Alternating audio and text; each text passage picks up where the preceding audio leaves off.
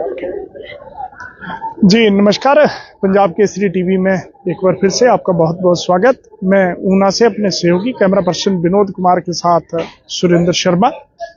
जो रेल गाड़ी है हिमाचल के लिए महत्वपूर्ण इसलिए है क्योंकि जो ऊना जिला है यही एकमात्र डिस्ट्रिक्ट है जहां पे आप ब्रॉड गेज रेल लाइन के जरिए पहुंच सकते हैं, चाहे वो रिलीजियस जितने भी पर्यटक हों, धार्मिक श्रद्धालु हों या दूसरे स्थानों को जाने वाले पर्यटक हों, क्योंकि वंदे भारत जैसी हाई स्पीड रेलगाड़ी ऊना से ही चलती है।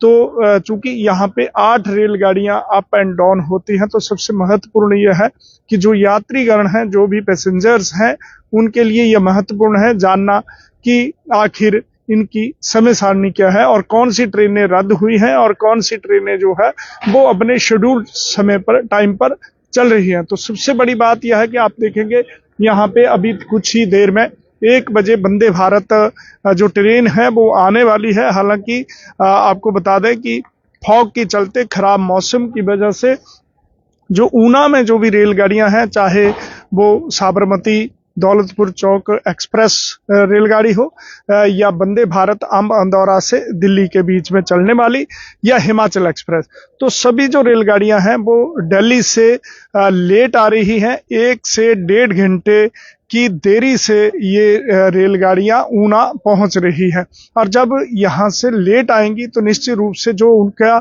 जो वापसी का टाइम होगा, रिटर्न होगा, वो उसमें भी कुछ विलंब होगा। हालांकि वंदे भारत जो है वो लगातार अपने शेड्यूल टाइम पे ऊना से चल रही है, लेकिन जो दिल्ली से जब वो यहाँ पे डाउन है यानी आएगी यहाँ पे, तो 1 से 1.5 घंटा देरी से आ रही है। यानी 10:30 का समय है सुबह आने का, लेकिन वो 11:30 पे ऊना पहुंच रही है। तो 1 घंटा, और साबरमती इसी प्रकार से एक्सप्रेस जो है 1 से 1.5 घंटे देरी के, क्योंकि अंबाला और दिल्ली के बीच में जितनी फॉग है, डेंस फॉग, उसकी वजह से रेलगाड़ियां देरी से चल रही हैं। तो जितने भी पैसेंजर्स हैं, लगातार आप देख रहे हैं कि यहाँ पे कितना ज्यादा रश है वंदे भारत के लिए और दूसरी रेलगाड़ियों के लिए। लगातार जो पैसेंजर्स हैं यहाँ से थ्रू आउट द हिमाचल, अगर बात करें ऊना से, हमीरपुर से और कांगड़ा रेस्ट ऑफ इसके साथ साथ जितने भी लोग हैं देवी दर्शन के लिए आते हैं या धर्मशाला और दूसरे स्थानों के लिए,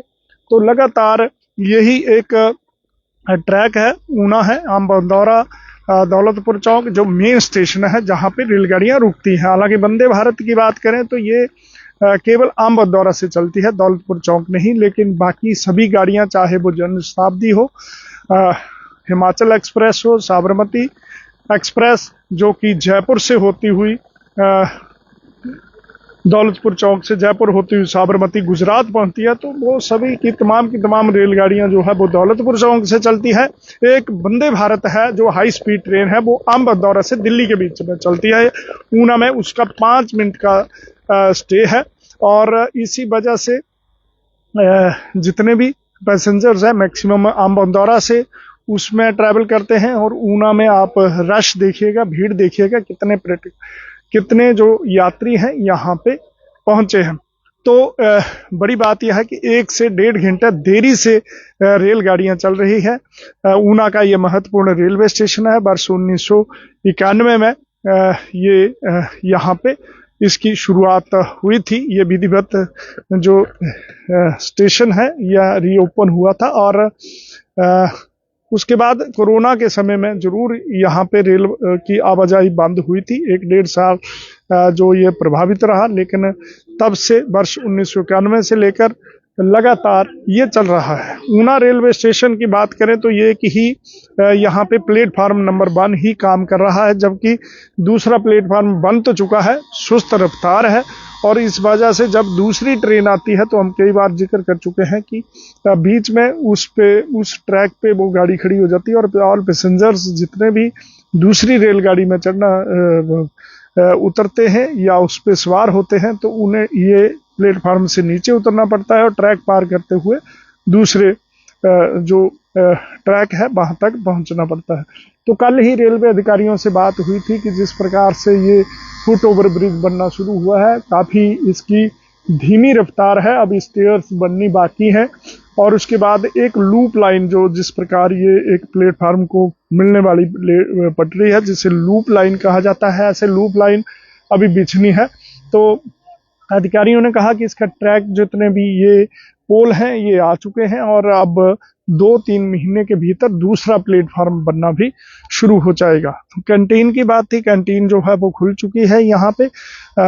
अंब अंदौरा जो रेलवे स्टेशन है उसे अत्याधुनिक बनाने के लिए मॉडर्न फैसिलिटी जो होगी उसकी जस्ट लाइक के एयरपोर्ट की तर्ज पर वो बनना जो है वो शुरू हो जाएगा, क्योंकि उसका शुभारंभ विधिवत प्रधानमंत्री ने जितने भी पहले चरण के रेलवे स्टेशन थे जिन्हें मॉडर्न तकनीक के आधार पर बनाया जाएगा उसमें अंब अंदौरा भी था। तो दूसरे चरण में ऊना भी होगा, लेकिन यहाँ पे कुछ दिखते हैं। बड़ी बात यह है कि क्योंकि मौसम में तब्दीली आई है और इस वजह से आने वाले ये जो एक सप्ताह है, ये वीक है, उसमें कुछ रेलगाड़ियां और भी देरी से चल सकती है, उनका रीशेड्यूल हो सकता है। रेलवे अधिकारियों से हमारी अभी बातचीत हुई है, रीशेड्यूलिंग होगी उसकी।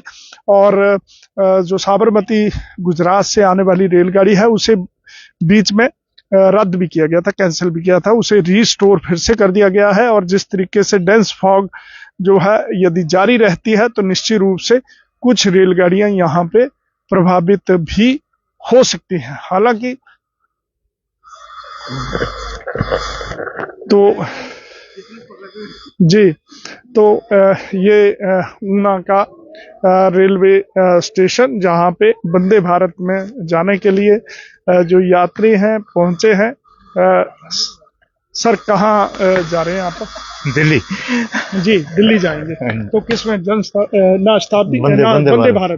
क्या मानते हैं वंदे भारत जो ऊना में एक बहुत बड़ी सुविधा है? तो बिल्कुल है जी, और सारे हिमाचल को फायदा है इसका जी, खासकर कांगड़ा डिस्ट्रिक्ट, मीरपुर डिस्ट्रिक्ट को बहुत फायदा है और टूरिज्म को बढ़ावा मिला है इससे हिमाचल। जी जी जी जी। तो आज शेड्यूल पे है ये गाड़ी, रेलगाड़ी आने में कुछ देरी हो रही है इसमें? आज तो मेरे टाइम की है, नहीं लेट आ रही है। लेट आ रही है जी जी जी। तो ये रेलगाड़ियां जो है वो कुछ देरी से आ रही है, लेकिन जो वापसी का जो इसका शेड्यूल है वो टाइम पे है। तो इस तरीके से आपको लगातार अपडेट जो है वो देते रहेंगे। फिलहाल बहरहाल बने रहे पंजाब केसरी टीवी के साथ। ऊना से अपने सहयोगी कैमरा पर्सन विनोद कुमार के साथ मैं सुरेंद्र शर्मा।